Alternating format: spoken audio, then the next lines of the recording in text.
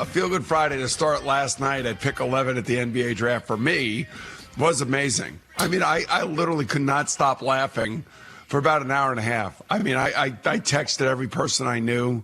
I was tweeting out last night, my reaction to the Knicks pick and the way this whole thing went down. And I understand what they're doing.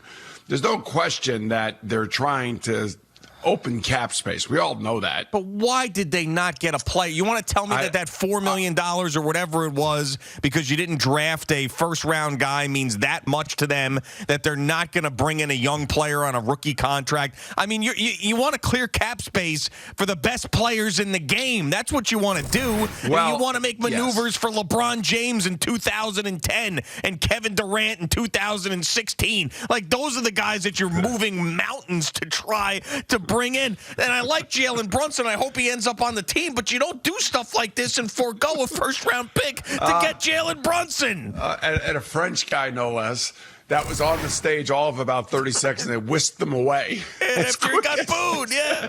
Yeah, I mean, he got booed, he got whisked away, and they got traded all in 1 minute. That's the Knick experience. That's what I was tweeting out last night. I was crying looking through all the Twitter commentary in regards to the Knicks. And the front office has got to understand that, when you draft a French guy and you trade him, it's just going to be like open season. It is going to be, the floodgates are going to open.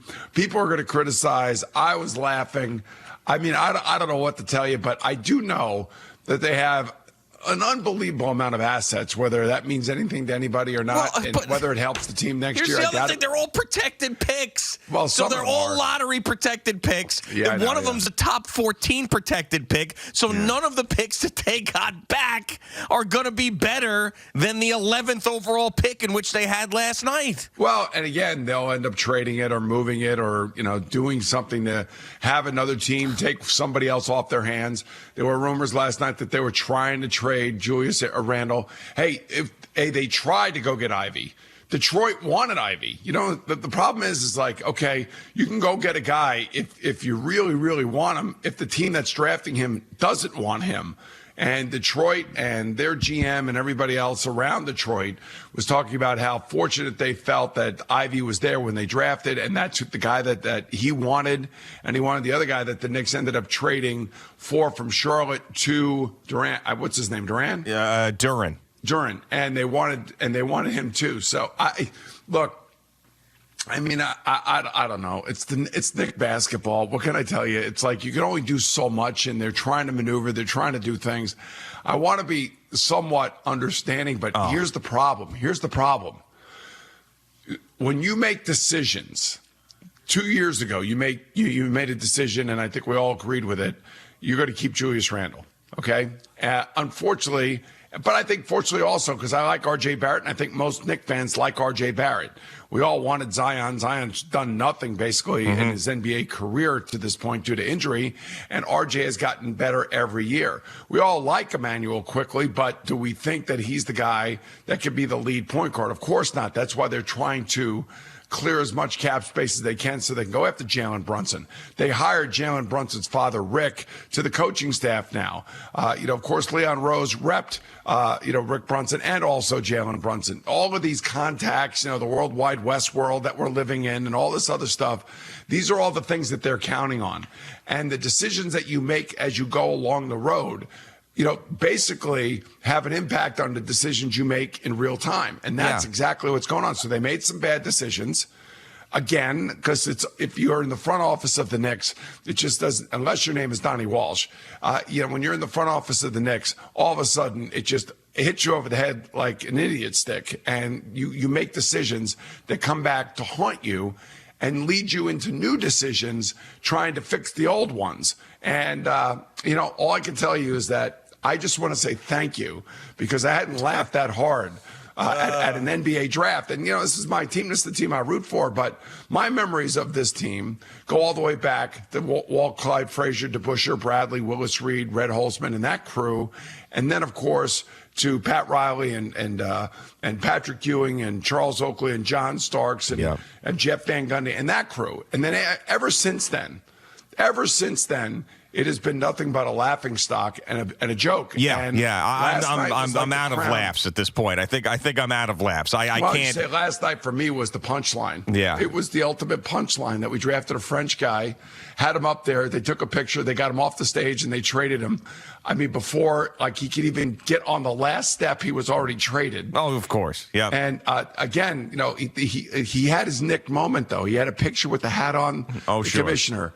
And I told Jerry this morning. I texted him. I said, "Look, Jerry, you have to play the commissioner's pick for the Knicks over and over and over again, because one of the funniest things about it is he says the kid's name. I can't even say it. And he says, Dang. Okay. Bordeaux, France." Yeah, and of course, for people who are wondering why it's so funny, he's from France. Frederick Weiss and Frank Ntilikina, two guys who came from France that, of course, were two of the stone worst players in Knicks history.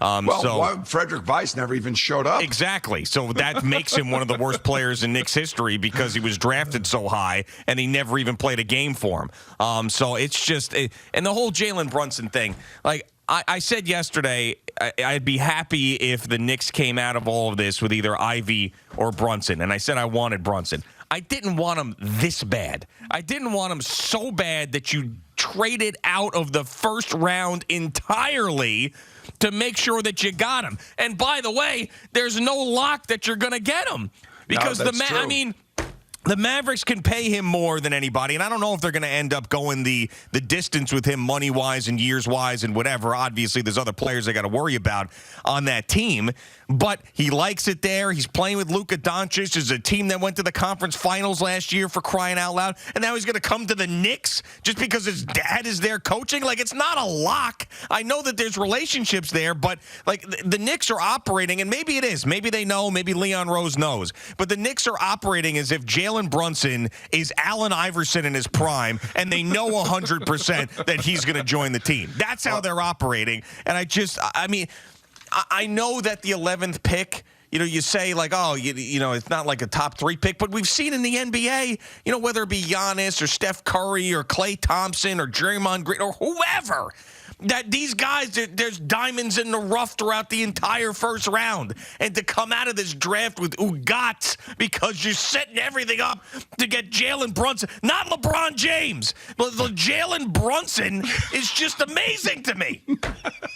It really is. I know that you're getting the biggest kick out of this situation, but what are they going to be even if they get Jalen Brunson? They'll be better at point guard. They'll still have Julius Randle there. They'll be a C-plus team in the Eastern Conference? Yeah, the other thing too is that they got to move Alec Burks. He had foot surgery. Yeah, right. That's not going to be this easy. guy hobbling around. You got to trade him, and then you got to try to find somebody for Evan Fournier, who basically plays like he's got ankle weights on. So you gave him $72 million or whatever the F. So now you got to trade those two guys to get even more cap space for what exactly? But again, decisions. They made decisions to bring in Kemba Walker. They made a decision to bring in Evan Fournier. They gave him the money, and now they ruled those decisions, and they're trying to figure out how to get out from underneath those decisions. Well, they got out from underneath of Kemba Walker. Alec Burks is going to be next. And then, who knows? Maybe Evan Fournier will be after that. All I can tell you is it's almost impossible. It's like the Knicks roster, the way they spend money, who spends the money, who gets the money, who gets the guarantees and all that other stuff. And then just to put the little cherry on top. Bordeaux, France. Come on. You can't even make it up. You say that it's almost impossible. You're right. And I feel that way too. But one way that it is possible is through the draft. Yeah. That's one way that it's possible. And when you come out of a draft with no players, then it's not possible. Well, You're they right. came out with a second-round pick. Come on. In the first round is what I'm talking about, obviously. And then they get the guy at a Duke. Pick will turn out to be like a Jericho Sims or something. Who knows? Yeah, okay, but that's not the game-changing type of stuff I'm talking about. Even Adam Silver in his opening comments talks about, the Warriors won another championship, and if you look at how they 21. Steph Curry at pick number 8, Klay Thompson at pick number 14, Draymond Green at pick number 34. And he goes through all of that stuff about how you build through the draft, and then here are the Knicks getting out of the first round completely. We don't got the 11th pick. We don't need that. Let's just trade that for a bunch of lottery protected picks and a 14th overall protected pick, just so we can clear money out for a guy who's not even an all-star. And let's hire his dad. I mean, for Christ's sakes. Yes. I like Jalen Brunson. I like him. And he had a 40-point game in the playoffs against the Jazz. He had a 41-point game when Luka Doncic didn't play. Right. And I don't want to knock him, but the way that the Knicks are moving things around, but they have no choice. You would think that it was Giannis they were getting ready to sign. Seriously. And by the way, who is covering Giannis, Joel Embiid, and Kevin Durant? Who's covering Jimmy Butler? Who is covering these guys? I don't know. Some free agent that they just signed from France. I don't know. Probably. Well, we'll see. I mean, I wake up this morning. The hope, I always hope, but you never know. You just never know. I mean, I don't know. But where's the hope this time around, though, honestly? That your second rounder is going to pan out and that you hope that Jalen Brunson chooses the Knicks in free agency? That's the hope this morning? You know what I can't believe? I mean, I really can't believe that I know Jim Dolan personally, so I know he's letting his people do their thing because, where he got involved with the Rangers last year is he cleaned house. And he said, okay, Chris Drury, Glenn Sather, whatever, you guys, let's go. This is what we need. This is what we have, and let's go fix it. And Drury did amazing things around the draft, around the trade deadline. Now he's got to do some jumbling, and he's got to figure out, how he can put a team together with the salary cap constraints that they have, which are so much more, just restrictive than the NBA cap is. So this is it's amazing to me that the same guy can own both teams. And one team seems to be running along smoothly. Even back in 2018 when they sent a letter out and they said, okay, we're trading our guys, and Jeff Gorton was the GM. We understood the direction. Then we watched the draft. They got lucky in the draft. They were able to get a first overall pick and a second overall pick. And then they added guys. They traded for guys like, Keandre Miller and made that draft pick, and they started adding pieces, and you're saying, okay, we got something here. We could see a plan. And of course they brought over Shesterkin, which was the key to all of it, and then they got Adam Fox in the trade. I mean, there were so many things that were happening so quickly under two separate GMs, both Gorton and Drury, that we went to the Eastern Conference Finals in a very short period of time.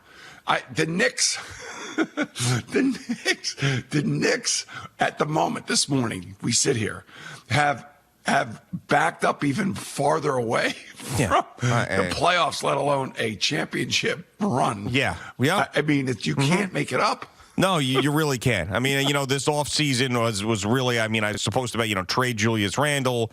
That was a thing that I thought would be able to happen. It's not going to be able to happen. You never know. No, I don't know, man. There's no way. He was with World Wide West and others, with the whole the playoffs when they were there at Dallas. I mean, but I kind of read where potentially he would have been traded to Sacramento, trying to get the 4th pick overall, and then they would have selected Jaden Ivey. Well, that would have been great if that happened, but the problem is he's not an asset. He's a guy who... He's an anchor. Who had a miserable season last year, and he had a horrible attitude problem, and there's no way in hell that the Sacramento Kings are going to drop down from 4 to 11 just to take on Julius Randle, and all the problems that he brings. So they're just stuck. They're stuck, and then there's really... why in the hell would, and other than money, would Jalen Brunson want to come to this cesspool? Honestly, I don't know. Why you know what, Jalen, stay in Dallas for your own sake, for Christ's sake, for your own life. I want you here to play for the Knicks, but honestly, if I was advising you, don't come here. Really, you know what? If he plays for Dallas, and he gets the number that we think it would take for him to come to New York, but he gets it in Dallas, he can buy himself a condo with the savings and tax. Oh, yeah. In Miami Beach. Right. And you know that. Or out in California if he wants. But and he's playing with Luka Doncic down there. Yes, playing with a bona fide first ballot Hall of Famer who's got 10 years of great years left. Yeah. Oh, my and you're going to goodness. come to New York and play with Julius Randle. I know that Luka Doncic was off the board when the Knicks selected that year, but I want to. Everybody's off the board. Yeah, I know. Yeah. Well, not necessarily. Sometimes they don't get the guy. They pass up on the guy. But I think, was that the Kevin Knox draft? Is that, which one was that? The Luka Doncic draft 2018, the 2018 NBA draft. Was that the Kevin Knox draft? So yeah, he was selected 3rd overall, and the Knicks were down there lurking at number 9 and got Kevin Knox, who had one good summer league game and then fell off the face of the earth. It seems like the Knicks always are just good enough not to get the best player. So, that little run at the end of the year that we were hoping they would get Zion, and they end up falling because they end up winning towards the end of the season, and they end up falling to 3rd. And RJ has turned out to be a really good basketball player. And he's going to be a star. So I'm good with that, and I love the kid, and I don't want that kid going anywhere. I don't want Emmanuel Quickly going anywhere. I don't want, any of these young kids, Obi Toppin. I don't want any of those guys going anywhere. I do give them credit for getting rid of Kemba Walker and his salary, because that was a mess. That was a bad decision. I would like to think they're going to try to get rid of Fournier, that they would try to get rid of Julius Randle, and those things still could happen. And the fact that they supposedly tried to do these things to get Jaden Ivey, and it didn't work, that's not their fault, because Detroit wanted Ivey. That GM really wanted Ivey. And, and it just... For the Knicks, it's just another stroke of bad luck the night of the draft, which we are all accustomed to, I think, and it's gone on for years and years. Yeah, but when you years trade completely out of the first round, yes, you don't give yourself an opportunity to find that next guy. Thank you for watching. Please like, comment, and subscribe. And don't forget to hit the red bell so you're notified when we have new content.